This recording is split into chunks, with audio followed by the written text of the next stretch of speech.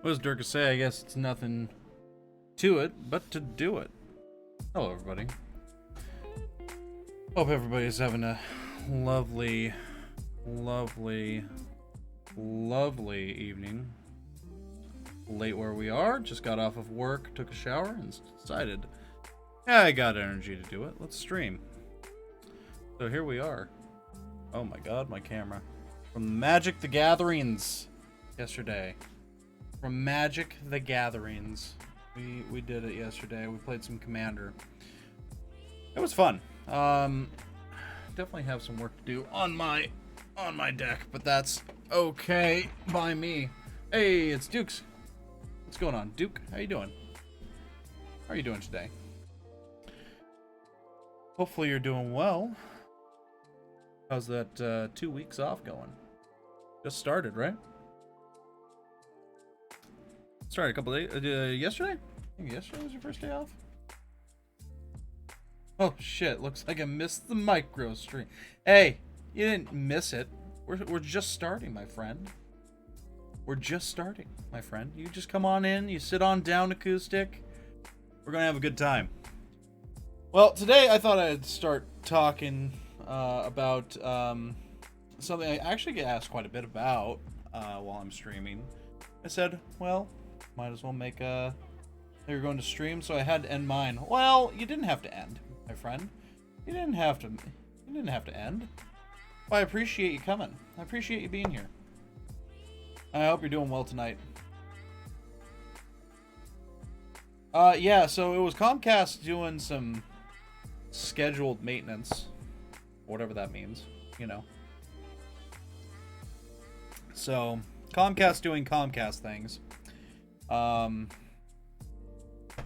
It is what it is. You know. But yeah, ultimately our internet's fine now. I haven't had any disruption in any type of service or anything like that. Had a last minute invite to Fall Guys. Oh, nice. Hey, I don't know that game, but I'm tempted. I'm tempted. 2 hours yesterday. Nice. Nice. Just as your guests leave, your internet's like, peace. I'm up. For some minutes. for a handful of minutes. Oh man. Yeah. Well, anyway, I thought I'd start talking about D&D. People ask me some stuff about D&D, and I know a thing and or two about D&D. I've DM'd some. I've played a lot, and yeah. And when am I gonna DM for you? Well, we're gonna get into that. I would have no problem DMing for you. Come over.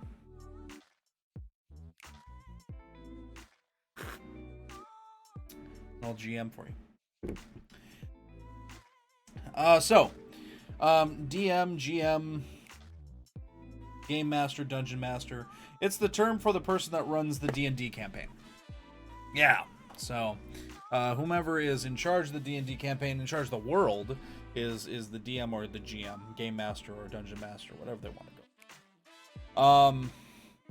It's D&D stuff, dude. It's D&D. Have you ever played? Have you ever been interested in playing? We don't have D&D in Germany. I call bullshit and shenanigans, sir.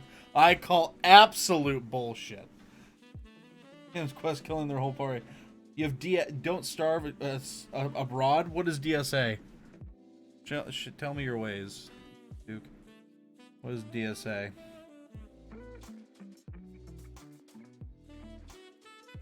It's like, you know, that kind of helps. You try to roll for 1 and not 20. Interesting. I've never heard of DSA. I've never heard of DSA. Well, Duke, if you have any questions about D&D, I'd be very good at that too. Roll a 1. Okay, here you go. That's cool. Well, I'm gonna have to pick your brain about that sometime, Duke. Absolutely. I'm gonna have to pick your brain about that sometime. Gotcha. Okay. So you do have RPGs then. You have tabletop RPGs, which D&D is tabletop RPG. Yeah, okay. Alright, perfect. Okay, perfect. I do know Acoustic. You get the absolute best rolls in these. Well, I'm going to be talking about American D&D.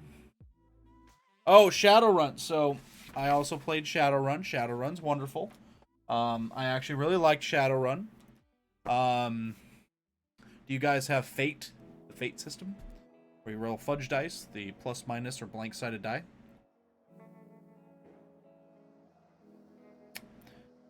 There's a whole bunch of systems that we can use. So, when you're, you know, tabletopping is, Shadowrun is D&D for the edgy people.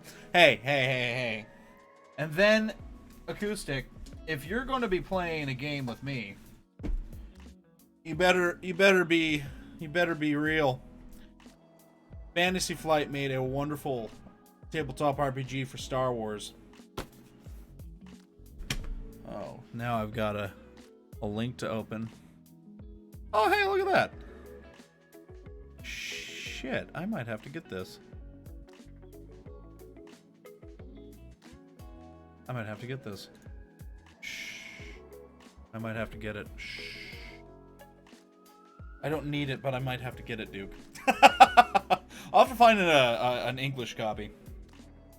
But, so, but it's German, though.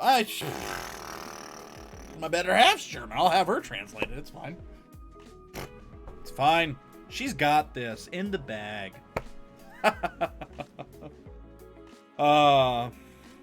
So, but really, it can apply to this too, Duke. Really, what we're talking about is how, if you're a DM, GM, whatever it is, there seems to be an English translation. Okay, I'll look into that. But what this is really like, if you're a DM, GM, if you're setting up a game, if you're playing in a game, how do you get immersed? And this I think today is mostly going to be going from a GM's standpoint of how you get someone immersed. And how you get yourself immersed. I mean, a lot of games get killed by a GM going along, oh, this is great, and then they get bored. Or they get, ooh. There it is. There it is. I'm going to have to spend $50 on a book that I don't need, and I love it. All right. There it is. Thank you, Duke. I really appreciate that. You found that for me. I appreciate that, man.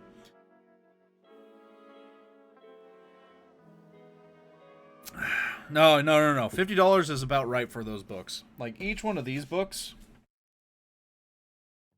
is $60. So, Divinity is... Yeah, I know they have a GM mode. I know. Hundreds of hours of DSA. Okay, well, I'm going to have to try it out now. I'm going to have to try it out. A new platform sounds really fun. So, that being said, how do you get immersed? How do you immerse yourself? No, for that exact game. No, I know it does. I know the game itself has a GM mode. It has a God mode. I know that. I know. I'd be interested in messing around with that God mode to see what it does. I think it would be fun. One of us to mess around with the God mode. But if you were to jump into a campaign,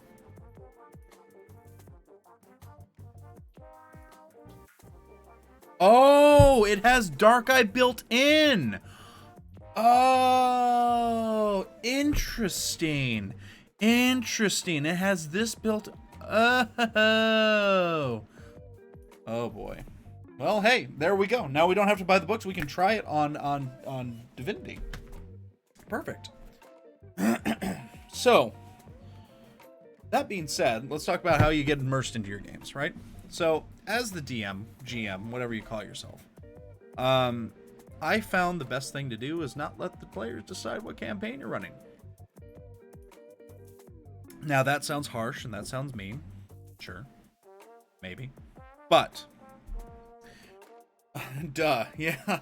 Well, I mean, look at it this way. From as a D&D, the Dark X is a...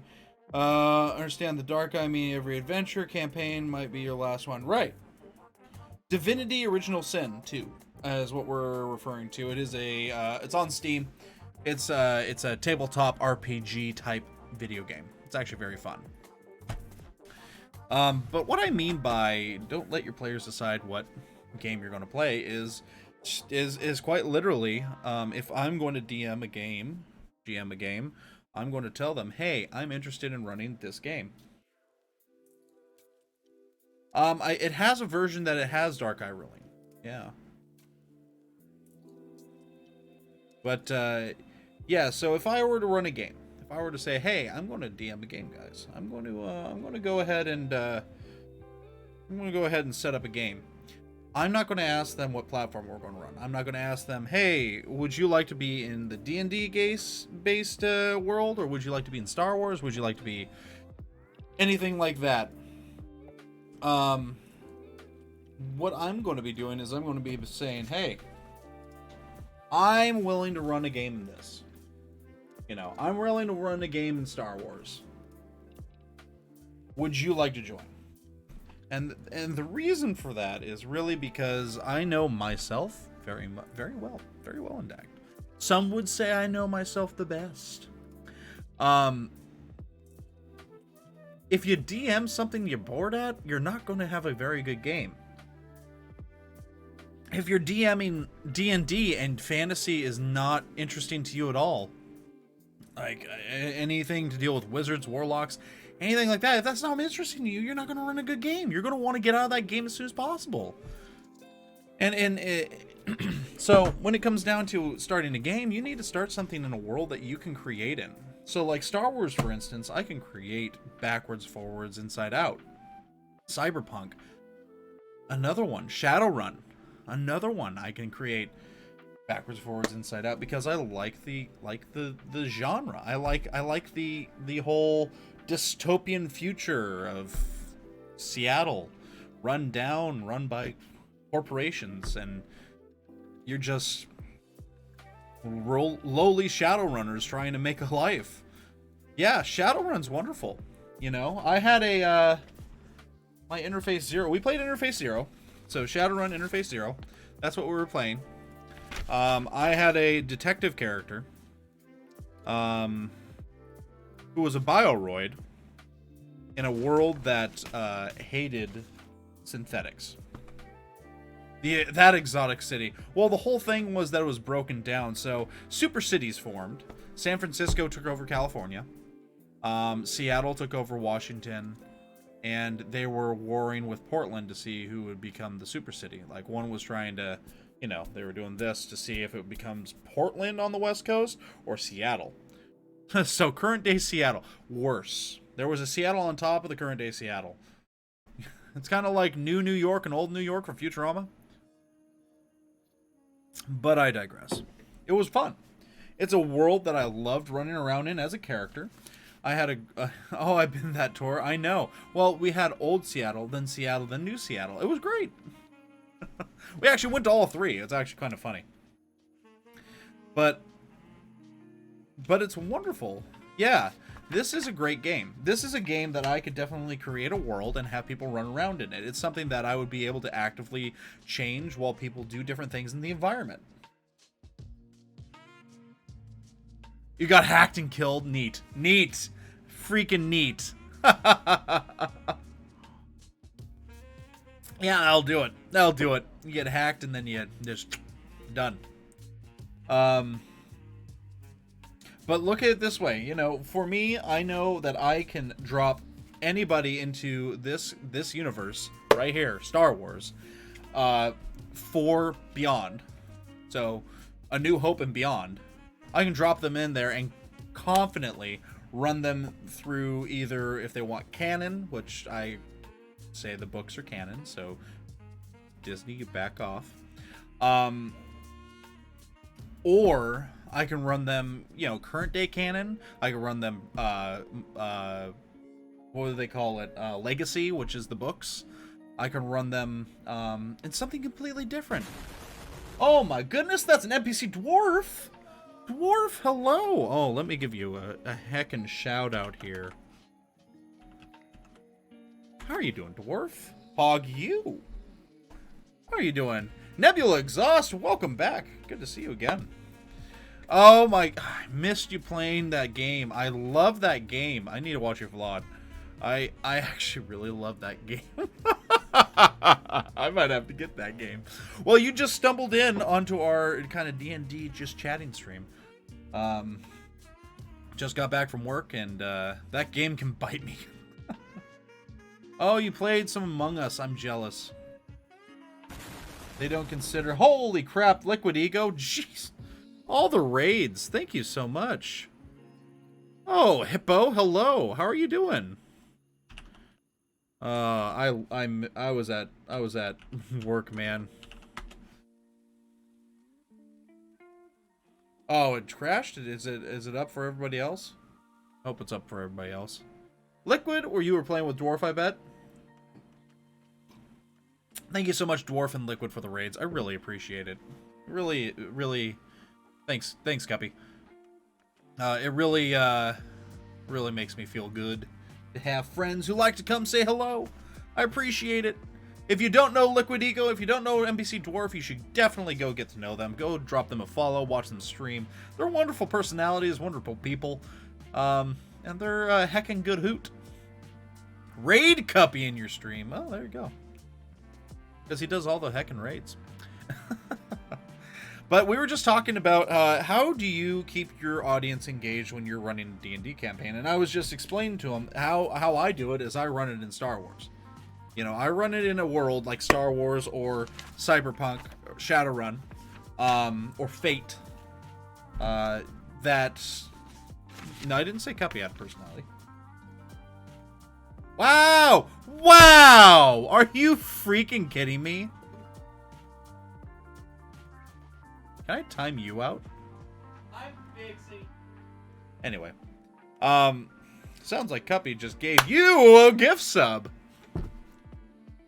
No. He's already... It's fine. Anyway, so what I was saying is that you choose a world that you really like. It is a boost. It is a boost. Yes. Yeah. Well, he's drunk. It's fine. You choose a world that you really like and that you know backwards and forwards. Some people, it's the D&D. It's a goose. It's a goose. Wow, let me ban him. Red alert! Holy All crap. crew to battle stations. So many people. Okay. Hello, Durka. Oh, man. Warframe. Holy shit. Durka, thank you so much for the raid, my friend. Hello, everybody. No words for you. I like how we banned one of the first talkers in this chat. It was wonderful. Wonderful decision. Anyway, I'm sorry, Acoustic. I don't know what happened. What's going on here? We're talking about tabletop. Oh, ooh, well, all right. I'm out. Interesting. I'm out. How was Warframe, my friend? Hello, everybody. Welcome. If you don't know me, I'm Commander Jodo.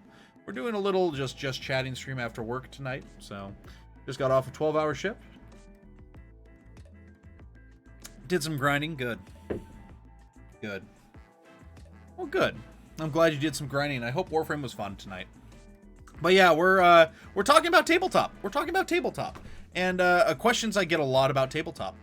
By the way, if you don't know Durka Monster, you absolutely should. And I'm very sad that you don't. So go twitch.tv/Durka Monster and give him a follow. My God, watch his streams, please. Do it. Do it. You won't. No, do it. You won't. See, I just dared you. Do it. I am a sham. I am a sham. He's not.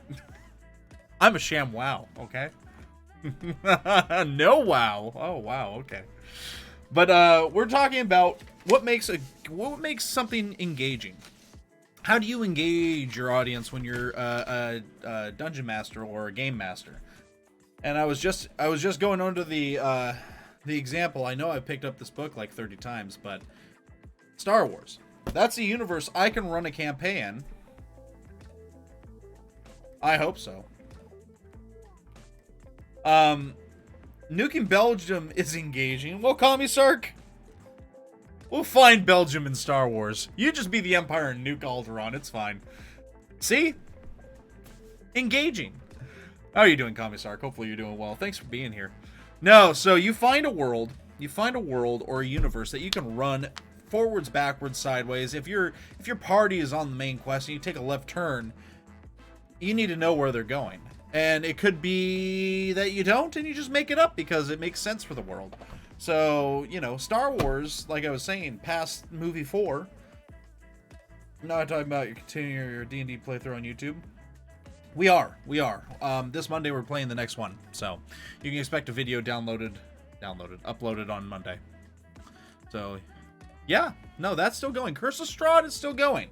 I'm talking about if I wanted to DM, I'm going to be running in a spacefaring, you know, cyberpunky, you know, Shadowrun, Star Wars, Star Trek, something like that. I've been crazy. I needs it. Well, I appreciate you watching the D&D campaign on YouTube there, Dirk. I really do. It's good to know that someone watches. We're having a lot of fun with it. It's a prefab that we're playing on YouTube. It was an interesting social experiment for this D&D group that we've had for 8-9 years. Gotta get ready for that Cyberpunk 2077. I know. It's coming out soon. But I think it was 8 or 9 years that we've been together, and we decided that we're going to try a prefab for once. We've never done a prefab. This is our first prefab. So, you know. And it's going rather well. But when I'm part of this group, when it's my turn to DM, if I DM, I'm going to be DMing the Star Wars game or a Cyberpunk, or a Shadowrun game. And it's because I know the universe. I can if we're past movie 4, I can take you wherever you want. I should love to try D&D and just not have the time to commit. Yeah. And that's another thing. It takes a lot of commitment. I mean, if you're a player, less so. If you're a DM, it takes a lot of commitment. You need to be prepared. You need to know the rule book backwards and forwards. Well, here's the thing. You may think it's a rule book. It's not. You've got books. Like, for instance, these are the 3 main rule books. The 3 main rule books. I mean that because there are about 5 other ones that go over the Force, go over shooting, go over flying mechanics. It's insane. Yeah, and Roll20 is wonderful because you can import stuff like this that just came out. Fantasy Flight has their own dice and everything into Roll20. Roll20 is a wonderful platform that would be able to facilitate playing D&D, and that's how we're doing our D&D campaign online on YouTube is over Roll20, and it's a wonderful platform that I would recommend.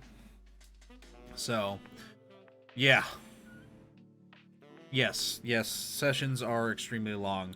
Like 2 videos is a session, Durka. I'm just letting you know. 4 or 5 hours is a session, so. But you stay engaged by engaging your players by staying engaged in the world that you're in. So, for those trying to start a D&D campaign, make sure it's in a world that you will stay interested in. That you have enough content to pull from, but enough room to kind of spread your arms. They tried to have a Firefly tabletop. And it kind of crashed and burned because Firefly was kind of, you know, this is Firefly. This is how much they gave for Firefly, and it was just kind of like you didn't have enough room to even spread your elbows. Oh yeah, exactly. A good DM won't give up information. A good DM, if you're in a detective-like thing, will give you enough information to know that there's something there.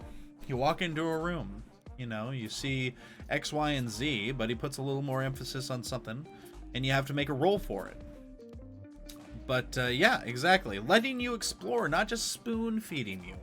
Saying there's multiple ways. I mean, a good DM, putting the smoke back, a good DM gives you 3 different options, 3 different pathways, and they all lead to the same conclusion. So you can go to the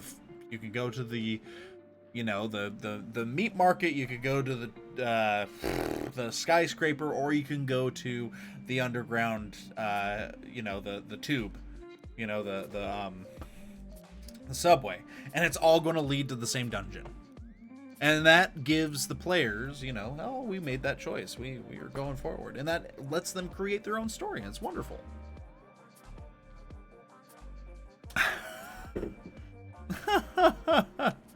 See?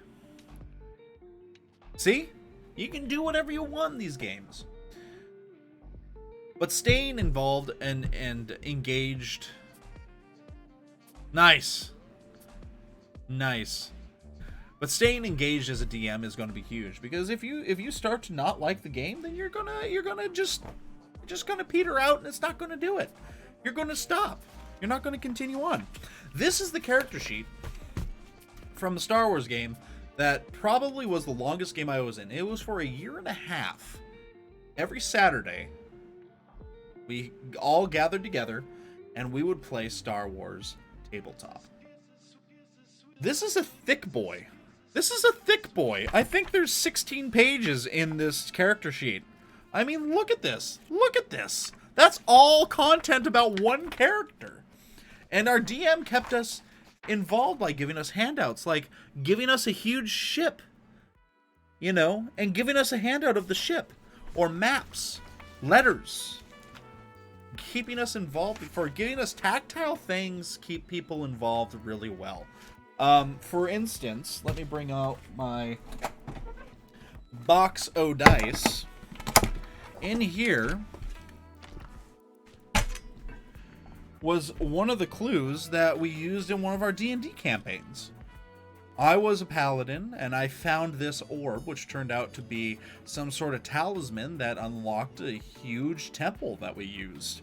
You know, it's something tactile that if I had forgotten it, the DM's like, well, you don't have it. It's not in your inventory. You've misplaced it for the session. You know, you don't have to be that strict, but we were, you know, competent enough that's what we did. Giving people smaller things to, you know, like a business card that someone picked up off the ground, that you were looking for clues. You know, you're looking for clues and you got a tactile clue. You know, it's super cool to have these little things to pass out to your players and say, hey, you found this, here you go. And then now they have something to be like, oh yeah, no, this is that. And then it kind of immerses them more, because they're like, oh, look at that. You know, older, you know, you use older paper, you kind of wear it down. And they're like, oh yeah, okay, now we're looking for this, and they can start connecting clues. It's wonderful. Of course, that's if you're in a clue-based game. If you're just in a hack 'em slash 'em robots game, you know, go Power Rangers, then you're just going forward, right? So, but it's something that you have to be engaged in too.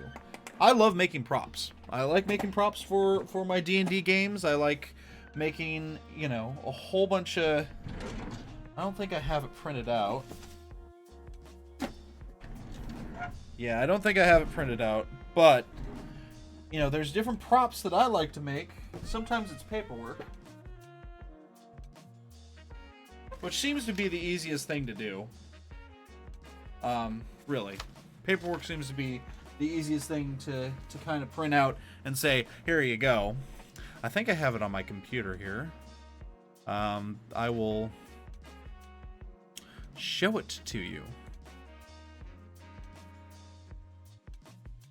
Let me pull it up here right quick here. So you can make stuff like this.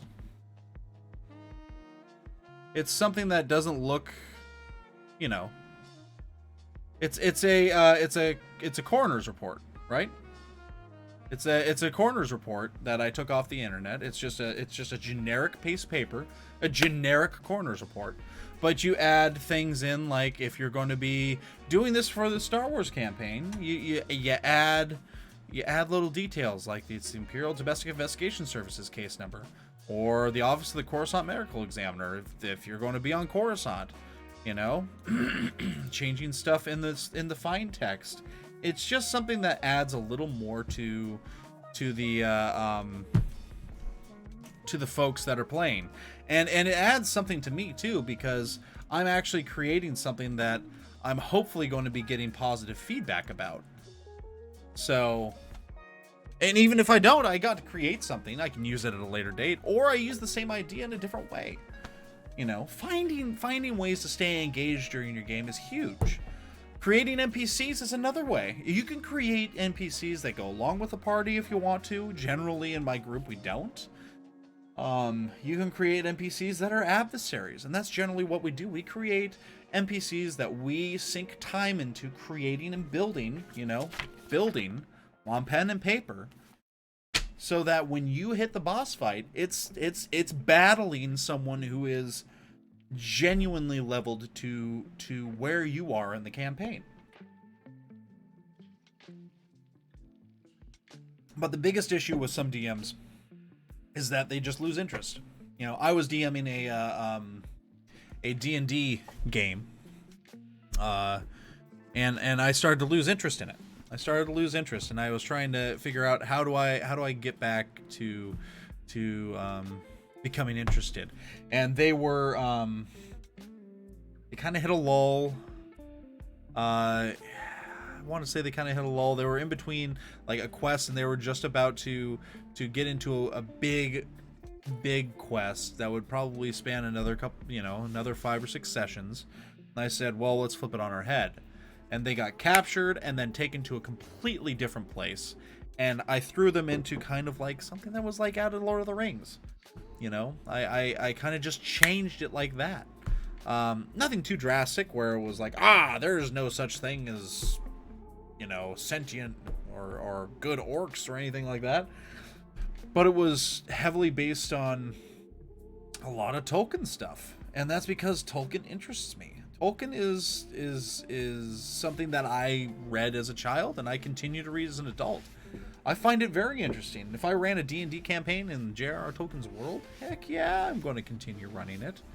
That's one of the things where I know that I'm competent enough in most stuff that I can make sense of it. Not like Star Wars where I can just be like, yeah, you're going to this planet and you're going to find this. No, it would be more like, oh yeah, that makes sense for these people to be there. And now you're going to fight these people because they don't like you. So, but it's also important as the player to stay engaged as well. If you're a player and you're in a campaign that you don't necessarily like, it's not only going to harm your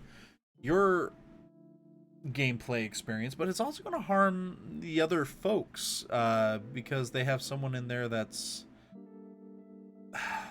I don't know, that doesn't want to be there. They're in a world. Let's say I hated D&D. I hated Dungeons and Dragons. I hated that world. I don't like fantasy at all. No, not for me. Let's say that's the case. It's not, but let's say that's the case. And I get dragged into, let's say, Curse of Strahd that we're playing right now. I'm more inclined to either not engage at all or start doing things that make no sense. I've been part of games that have been railroaded because the character's like, you know what? There's this piece of paper on this idol that says, do not touch the idol, otherwise this big mega ultimate boss thing is going to come out and just destroy the party. I'm going to pick it up. People start doing stuff like that because they're like, who cares? I'm not invested. And that's the danger of being a DM, is you need to keep your party invested, otherwise they just start doing random stuff. My dude, maggots are good. Okay. Fair enough. I would not know. How are you doing, Jace? I hope you're doing okay. I hope you're having a good evening. Your opinion on giving 2 cocky players cursed weapons items. Okay, well.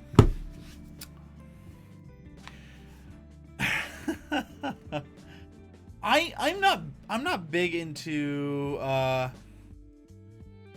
yeah, I was actually looking at that. Jace, are you named after a magic card?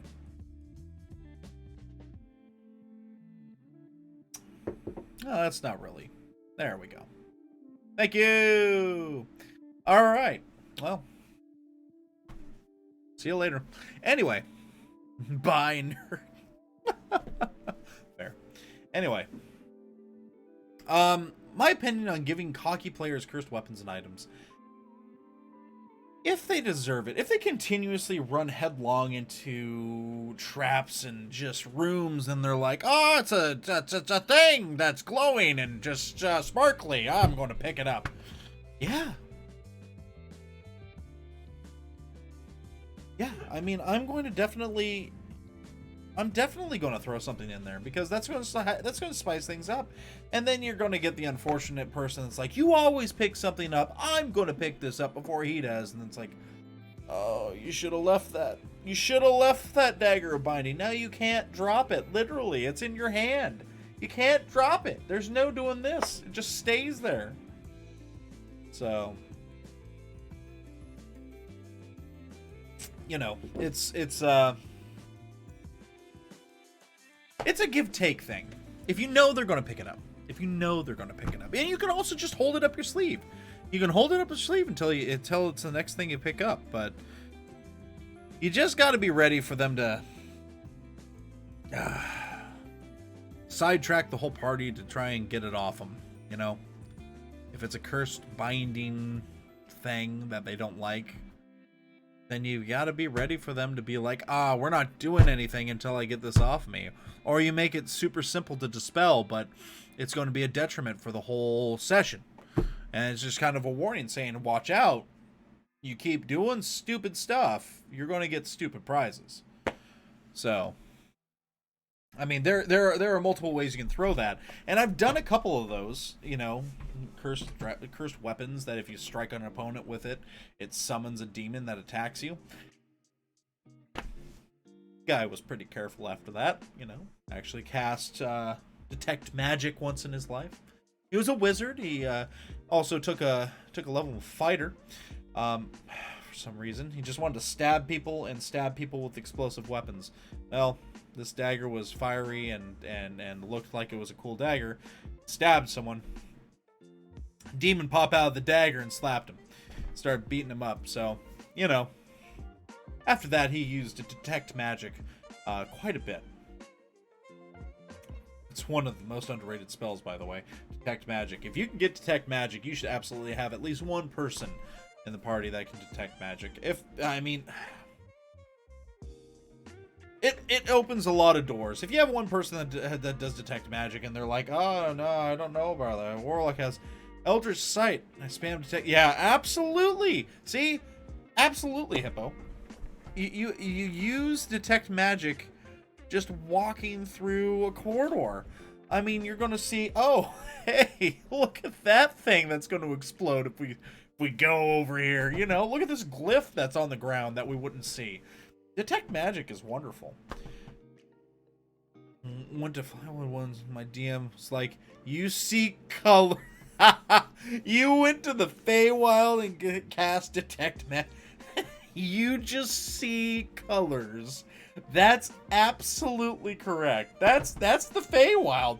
You know what the Feywild is? It is just magic. That's all it is. It's just a magic place. It's if this tree was just created by magic and could cast magic.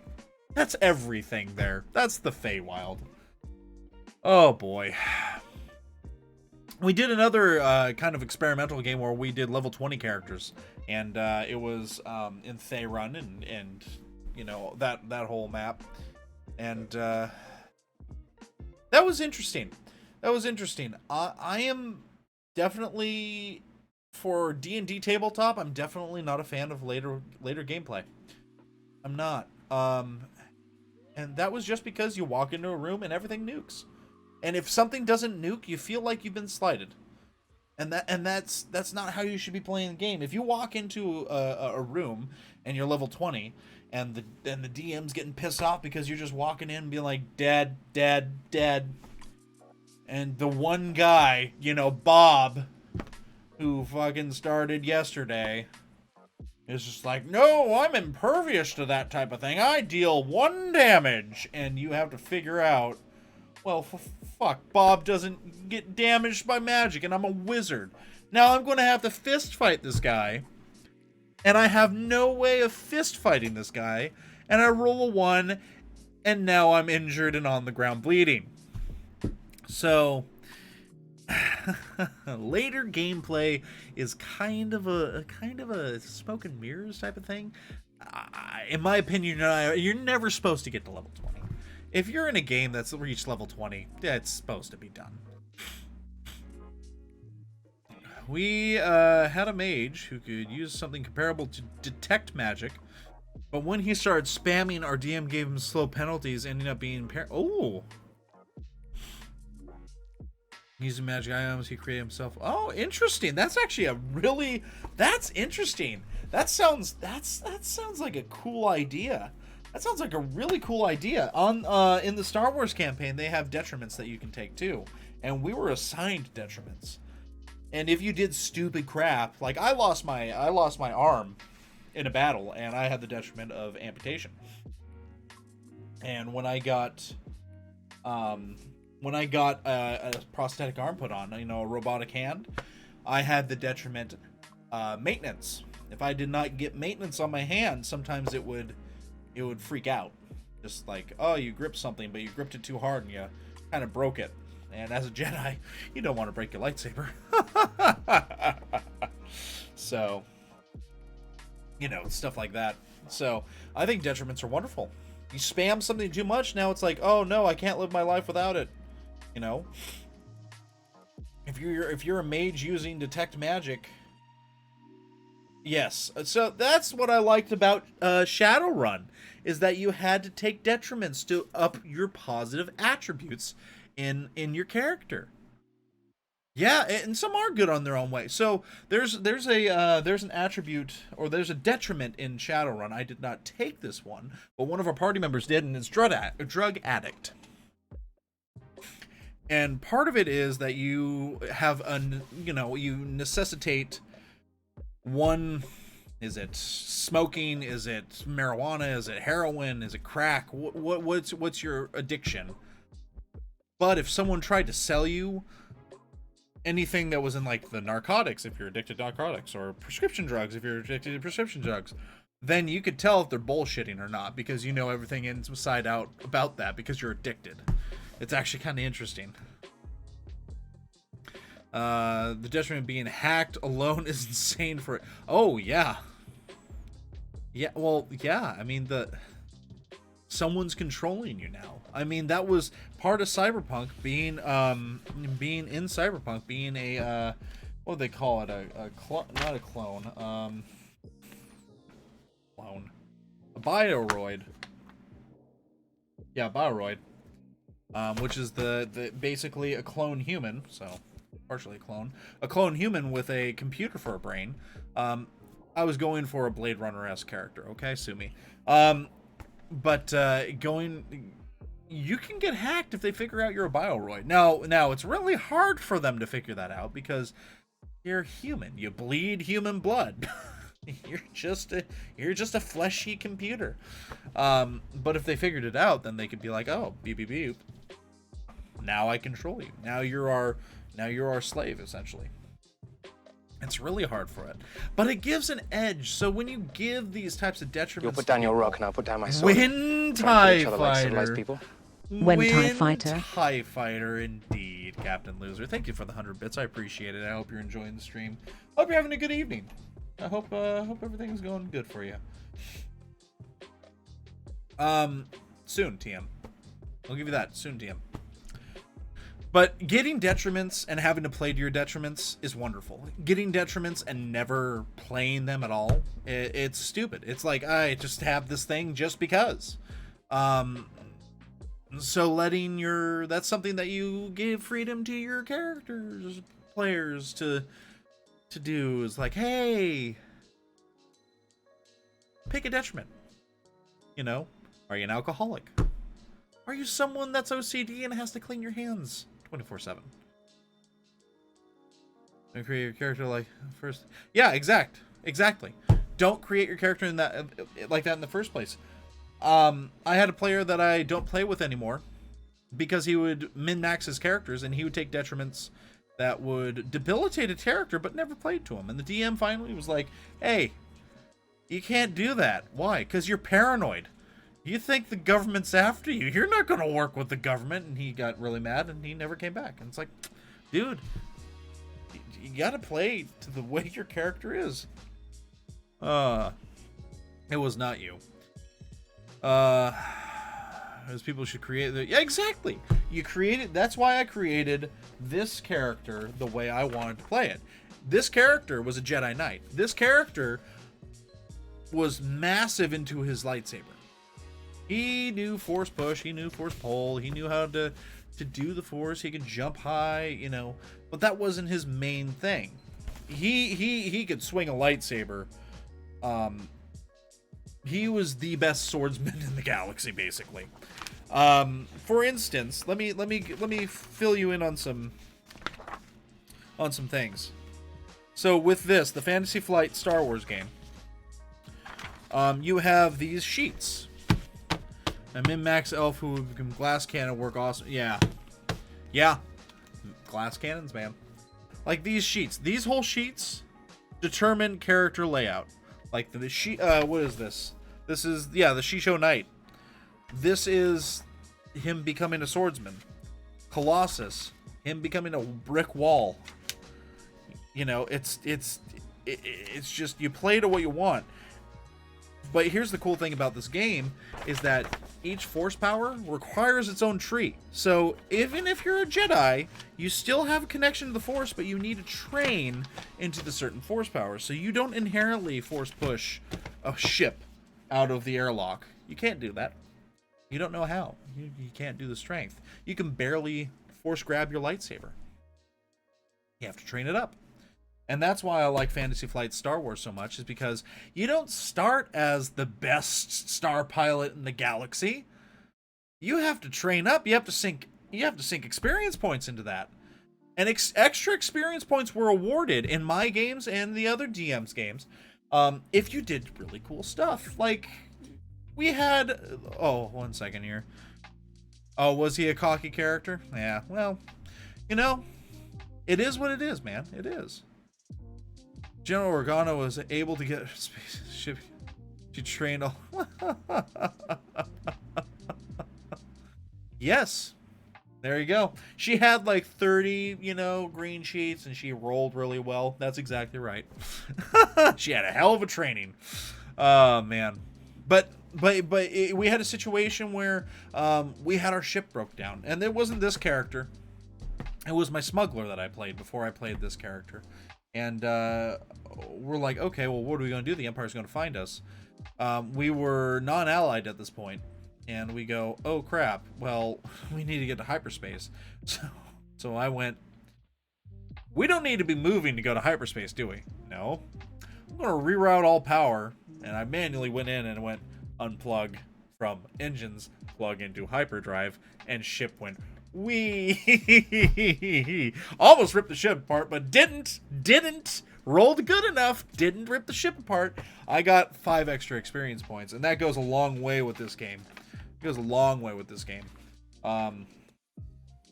Towards my next level. And yeah, it was impressive.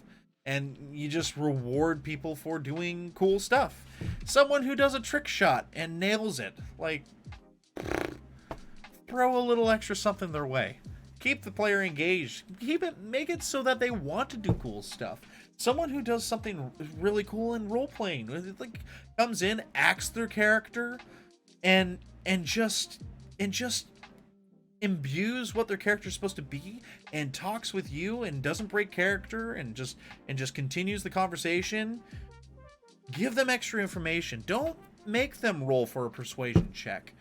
Give them an extra item because they're so persuasive to the person that they know that they're there for their just cause. They want to aid them on their way. What about negative XP? You know, I'm not a big proponent of negative XP. 1 second, Hippo. I'm gonna address Duke, and then I will get to you because I see you have a good question. I don't do negative XP.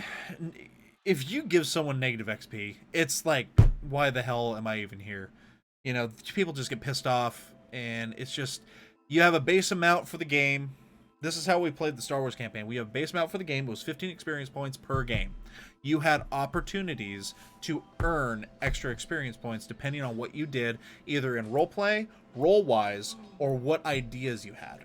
So, extra experience points were to be earned. You never lost experience points. If you didn't show up, you didn't get experience points. Period. If you didn't show up to a game, you didn't get experience points for that game because you weren't there doing anything.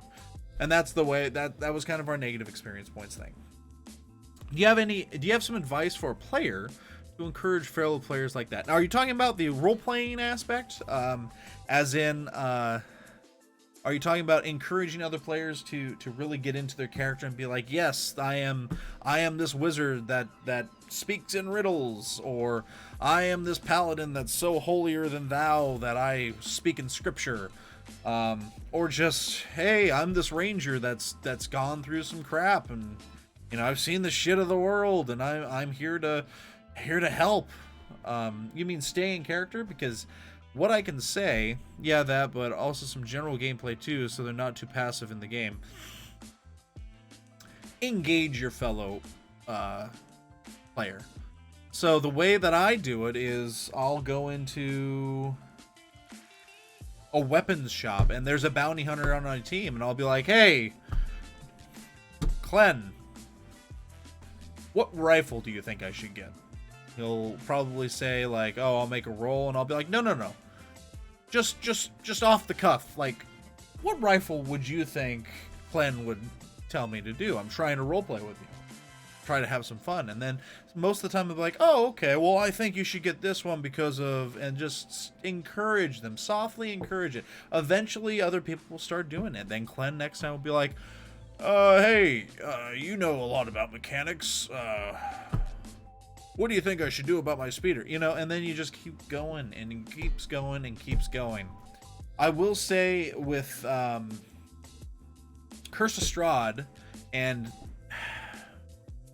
Curse of Strahd and being on Roll20, it's been harder to roleplay, but I think we're getting into our stride. We had a cold start, but I think we're getting into it now. So, but yeah, it's just, if you're really into the gameplay, engage your fellow player. Just engage them. Engage the GM, engage your fellow player, and just pull them in. Don't give them a choice. Pull them in. So, we had a campaign where the NPCs, the layer party, bowed to a mythical wolf queen, but since my chair isn't, your character wasn't supportive, he had determined pride in some awesome rewards, but who knew that shit? Same character, yeah, fuck this lousy wolf. See, you played your character though. You're too proud. You don't bow to a wolf queen. She's not your queen. Why would you bow to someone who's a false queen in your eyes? Exactly. That's it. Paramount 2, I guess. I don't want to pressure them. Well, I'm like it's a heckiness of impo-heckenment. Well, it is a process of empowerment, and you're not necessarily pressuring them. You're giving them opportunities to engage. It's more than, hey, I'm going to this shop, who wants to go? You can start there. Hey, I'm going to the weapons shop, who wants to go? And then you go, oh, hey, there's this cool thing. And then you just start talking to them in character. Like, there would be times where there were a few sessions in this game where we had 1 or 2 rolls, and that was it.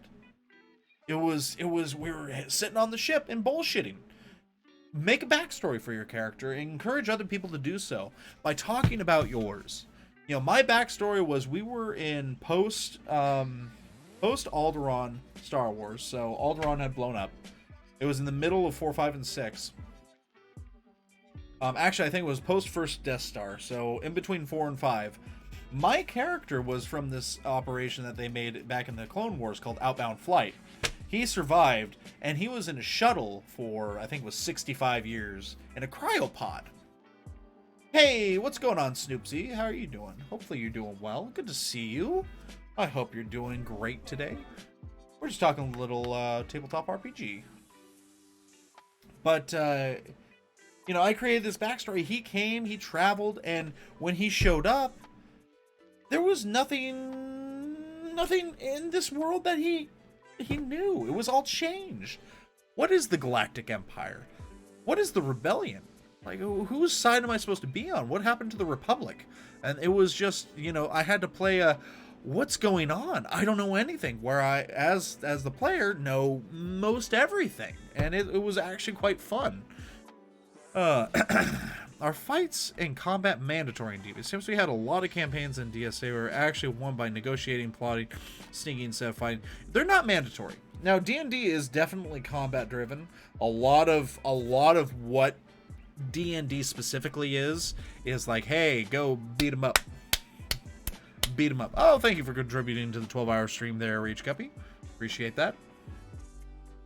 But, oh, no worries, Snoops. I appreciate you showing up and saying hello. It's always good to brighten my evening. No, it's encouraged. Like, D&D is built to be a dungeon crawler. Now, Dungeon Crawl Classic is another tabletop RPG that is specifically meant to kill your characters. You start at level 0, and if you get through a dungeon, if you start with 0, you start at level 0 and 3 characters. 3 characters. And hopefully one will get through the dungeon and get to level 1.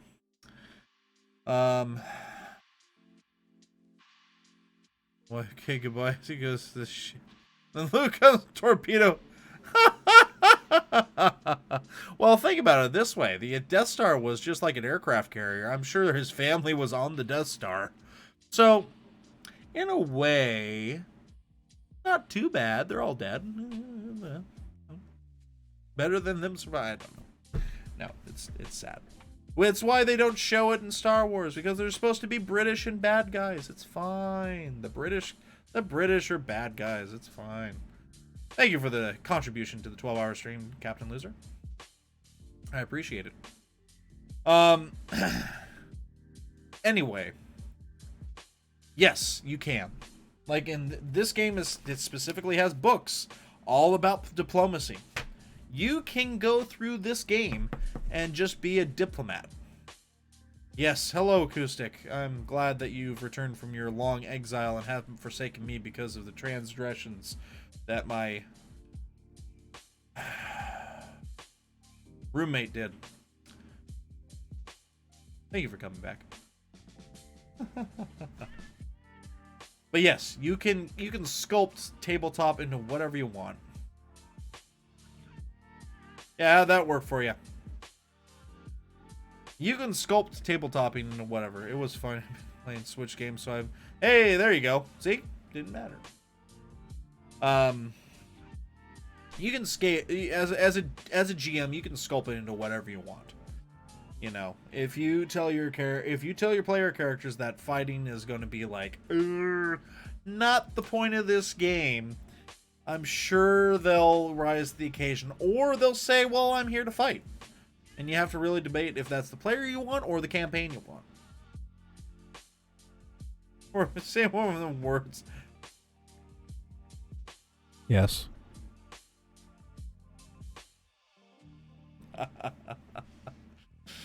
But yeah, you can definitely make. I've played some political campaigns, and it was actually quite fun. Not being someone who's going in to go and fight their way through a huge dungeon of people, but just sitting there and going, hey, this is what my people need. I know you got this. What do you need from me? You know, going in and wheeling and dealing. That's all it was. I played a lot of campaigns in my D&D career. Before this group, I had or have I'm a part of, I should say. I was with another group, and we had an interesting campaign go on. We actually did the whole session 1 was a solid day of like 14 hours of tabletop. And I remember at the end, the reason it was so long is because we got to level 3. And at the end, it ended with one of our players trying to kill us and escaping. And the party split for almost the entire rest of the campaign. The very end was us against him. 2-on-1. And we barely won. Actually, I think we both. Yeah, no, I know we won, but I think everybody died. I think everybody died. It was a great campaign. The build-up was awesome, and it was something that was.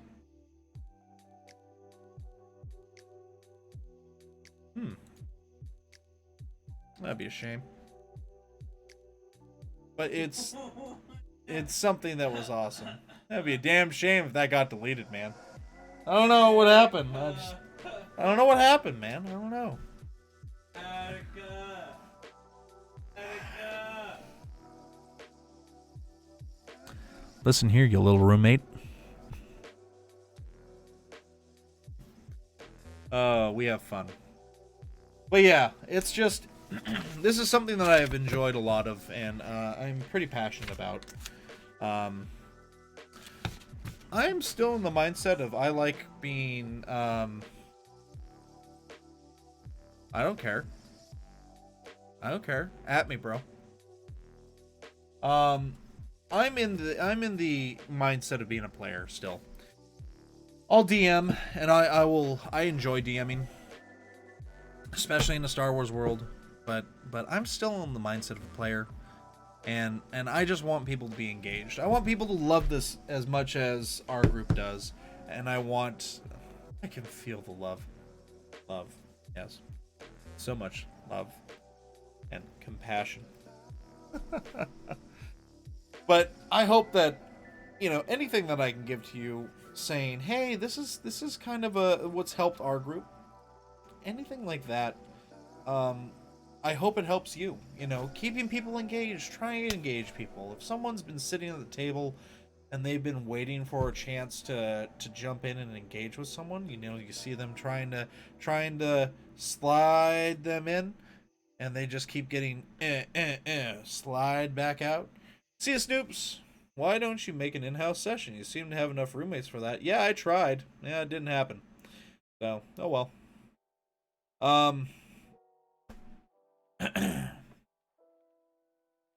It's an opportunity for you to. I blame you. It's an opportunity for you to extend an olive branch, to say, hey, I see that you're trying to get in on the game. Come on in. And you just go, hey, my character walks up to your character and goes, yes, I have a question. Yes, I must have an answer. Come with me. You shall help, and we shall be merry, or something. Sit at a pub and just talk to the person. Get to know their background. That's why you play the tabletop RPGs. You play a different character. You build someone to play. So it's something that I find supremely fun. And I hope that people can find fun in it as well. And it's one of those things that if you do it right and you do it good enough, it'll feel like it was natural. I don't know if anybody knows what I'm talking about, but it's just one of those things where it's like, if you put enough time and effort into it, and you make a game, like you make a world that just flows behind the scenes, get good enough where you can say, yeah, okay, this is a timed event that they don't necessarily know about. You're going to try and intercept this convoy, and they're going through this part of space at this time, and they go, oh, we'll get to that in a little bit. We're going to go over here and blow up some stuff. Okay. That convoy just sails on through. Looks like you're going to have to find another way to get your target out of imprisonment. But I thought you said we could go raid the convoy. The convoy's already gone. You wasted too much time. It feels real. But you have to have that contingency of, well, you have other ways of getting them out. You have to have that contingency. You can't just say, oh, well, sorry. Campaign's over. You screwed it up. Sucks. You can do that, but that's just not going to be very fun. But, it's the little things that add up. The little things that add up with this type of thing. Building something big does not start with the whole thing being done. Building something big starts very small, and just piece by piece.